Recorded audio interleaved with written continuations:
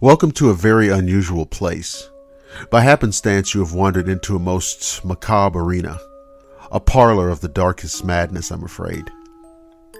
You have perhaps unknowingly stumbled into a theater of nightmares, where terror and suspense are your only companions for the evening. This, ladies and gentlemen, is the Nightfall radio show. Our story tonight deals with horrific tragedy and the dark delusions that so often accompany it. It's a story of death and an expose, as it were, into man's consistent inability to recognize what's right in front of him. Tonight's story is entitled Cassandra. It felt like the rain was never going to end. The wind had died down, so the worst of it seemed to be over, but that didn't change the damage that had already been done and the lives it had taken. He saw another set of headlights approaching and left the shelter in the trees, getting even wetter in the process. He walked to the sign announcing your approach to what had once been the descriptively but not imaginatively named River Bridge. He checked his watch. It was 9 p.m. and he had been there for 3 hours. 3 deaths in 3 hours, and still the police had not come. There was a floodlight over the sign, so he was clearly visible standing in the middle of the road waving his arms. Still, the car, like the 3 that preceded it, almost ran him down. Once the car had come to a complete stop, the driver rolled down the window and demanded to know why he had been stopped. "You can't go on," Carson told him. "The bridge is out." The driver laughed and made a rude noise with his lips. "No, it isn't," he said. The car sped away while Carson watched helplessly. The taillights had almost disappeared into the darkened rain when he saw them suddenly tilt upwards. The driver, despite the rain, must have kept his window down, as Carson could clearly hear his screams of terror as his car plummeted into the 300-foot ravine.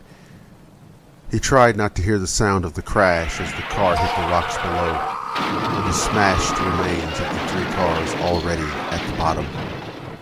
He hadn't taken his cell phone out of his pocket when he saw another set of headlights approaching.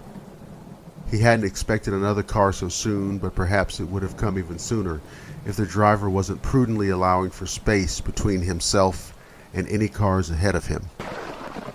Surely he was a careful driver. Carson flagged down the car with a little less difficulty than the one before it. When the window rolled down, Carson could see that this driver was an African-American man. A first. The other 4 had been white. One of them a woman. "You've got to turn your car around," Carson told him. "The storm wiped out the bridge."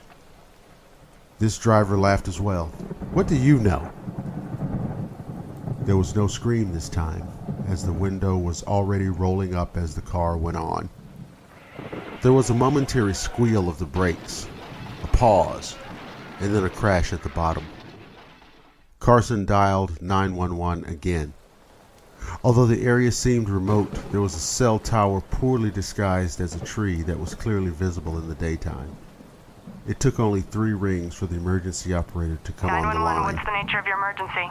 "You've got to listen to me," Carson yelled, hoping to be heard over the pouring rain. "The river bridge is out. It collapsed in the storm. 5 people have already driven into the ravine. You've got to send someone out here." "Hello?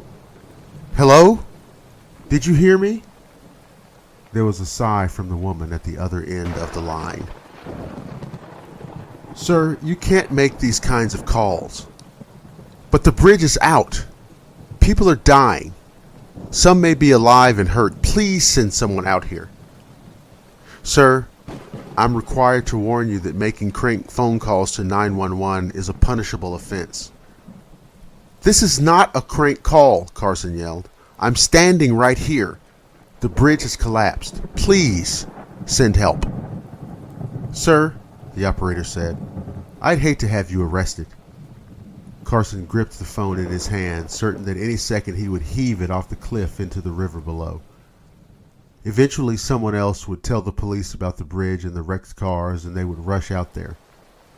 The news would carry the tragic story, and the pundits would wonder how such a thing could happen without anyone trying to help.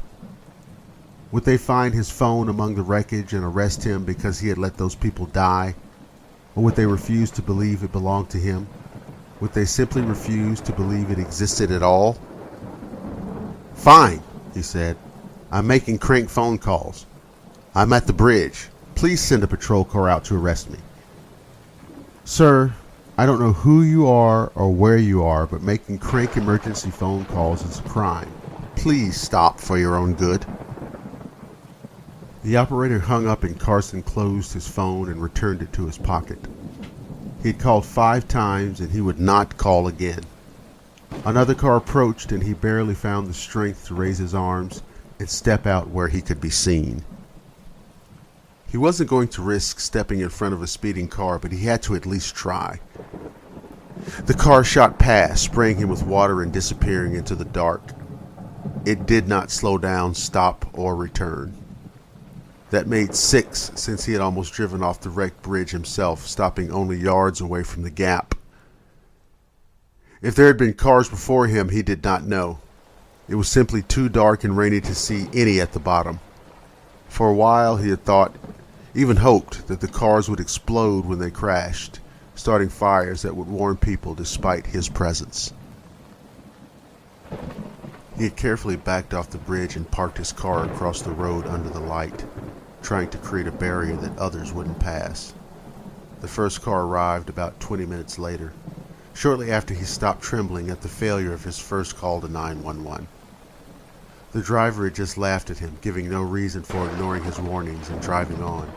The second, after a gap of almost 30 minutes, was more patient and had lectured him quite scientifically on how the rainwater couldn't possibly damage a steel bridge. The bridge, he had explained to Carson as if talking to a child, wasn't made of sugar. They each managed to squeeze through the narrow gap between his car and the bridge, nearly scraping his fenders in the process, and then proceeded to drive into the abyss. After the second car was gone, he had moved his car. Perhaps his resolve was already fading, and he could not face his car being wrecked by a driver desperate to ignore him and cross the bridge, even pushing his car sideways into the ravine a second before their own car fell into the depths. The third driver he had flagged down was a woman. Wouldn't she be more sensible? Wouldn't she be more mindful of the dangers of life? Apparently not.